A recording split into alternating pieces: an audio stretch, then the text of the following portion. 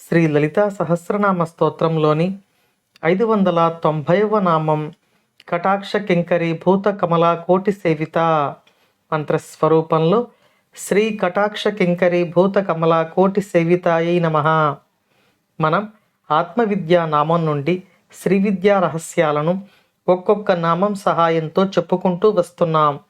ఈ నామంలో అమ్మవారి శ్రీ విద్యను ఉపాసించిన వారికి కలిగే ఫలం గురించి పసిన్యాది వాగ్దేవతలు ఇక్కడ మనకు తెలియచేస్తున్నారు. ముందు మనం కోరుకునే కొన్ని ఐశ్వర్యముల గురించి తెలుసుకుందాం. ఆరోగ్యము, సౌభాగ్యము, ధనము, ధాన్యము ఇటువంటి అన్ని రకాల ఐశ్వర్యాలకు లక్ష్మి అనే పేరుతో ఉద్యోగలక్ష్మి, సౌభాగ్యలక్ష్మి, ఆరోగ్యలక్ష్మి అనే వివిధ రకాల పేర్లతో ఇవన్నీ అమ్మవారి యొక్క అనుగ్రహంగా మనం అనుభవిస్తున్నాం అనే స్పృహతో మనం నిత్య జీవితంలో భావించుకుంటూ ఉన్నాం. అమ్మవారు ఈ అనుగ్రహాలు అన్నింటినీ తన కంటి చూపుతో తన సాధకులకు అనుగ్రహిస్తారు. మన యొక్క పుణ్యములను ఈ ఐశ్వర్యములు అనుగ్రహించి అమ్మవారు అనుభవింపచేస్తారు.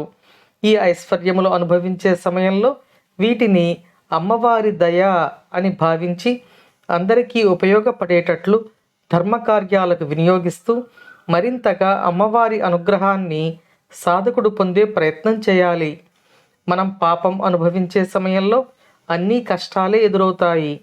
ఆ సమయంలోనే మనం అమ్మవారిని ఆరాధించి కష్టముల నుండి రక్షించు తల్లి అని వేడుకుంటున్నాం.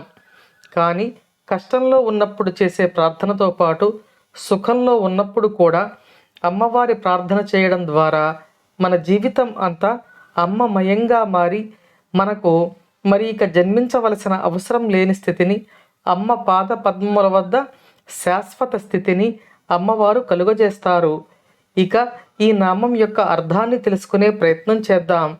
కమల అంటే ఐశ్వర్యములు, కమలా కోటి అంటే మనం లెక్క పెట్టలేని ఐశ్వర్యములు అనే అర్థం వస్తుంది. ఈ లెక్క పెట్టలేని ఐశ్వర్యములు అమ్మవారికి కింకరులుగా ఉన్నాయి.